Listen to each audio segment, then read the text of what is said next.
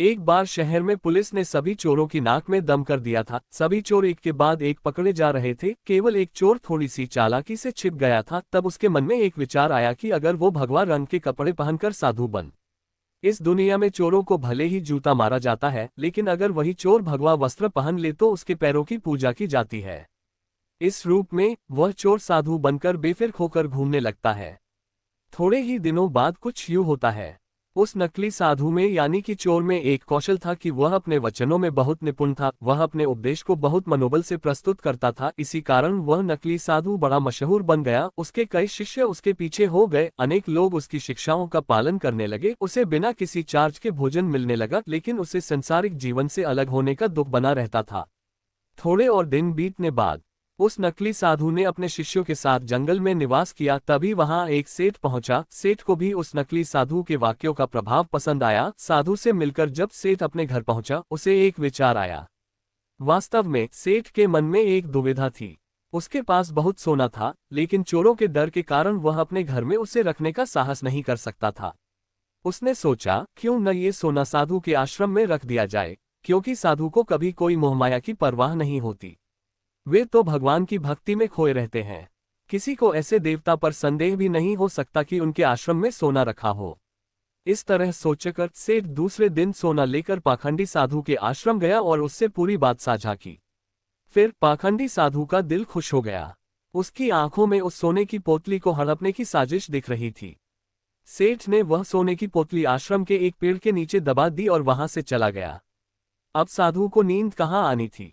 रात भर उस सोने की पोतली के बारे में सोचता रहा। उसने सोचा, अगर यह सोना मिल जाए तो मेरा जीवन बन जाएगा। उसको सांसारिक सुख भी मिलेंगे जो इस भगवा कपड़े ने मुझसे छीन लिया है। इस प्रकार साधु ने कई सपने देख लिए। दूसरी ओर सेठ सोने को आश्रम में रखकर संतुष्टि से सो रहा था। साधु ने एक योजना बनाई। उसने सोचा, मैं इस सोने को लेकर चला जाऊं और सेठ को शक न हो, इसलिए मैं अपने घर जाने की बात कर दूं। अगले दिन साधु सेठ के घर गया। सेठ के पास एक व्यापारी बैठा था।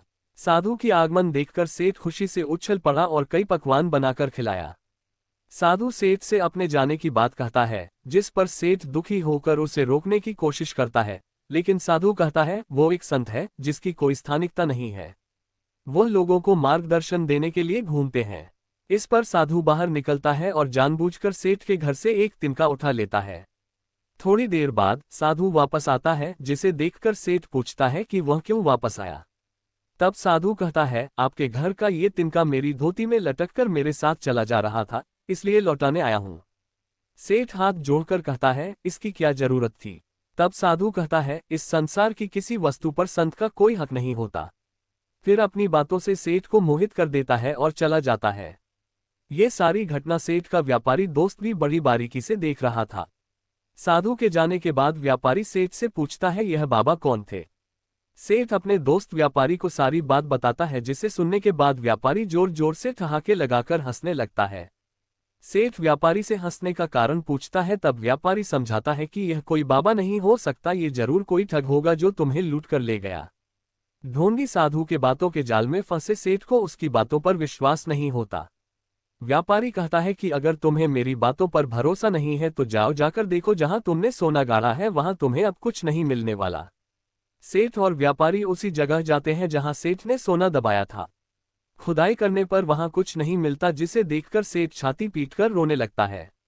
व्यापारी सेठ को समझाता है कि अभी विलाप करने का समय नहीं है, जल्द से जल्द हमें पुलिस को बताना चाहिए, क्योंकि अभी भी साधु ज्यादा दूर नहीं गया होगा, उसे पकड़ा जा सकता है।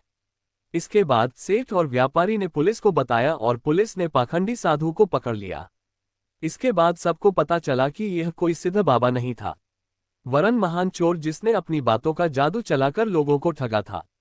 वह भगवा वस्त्र पहनकर घूम रहा था ताकि पुलिस से बच सके। सोने की पोटली मिलने के बाद सेठ की आत्मा में सुख की ज्योति जली।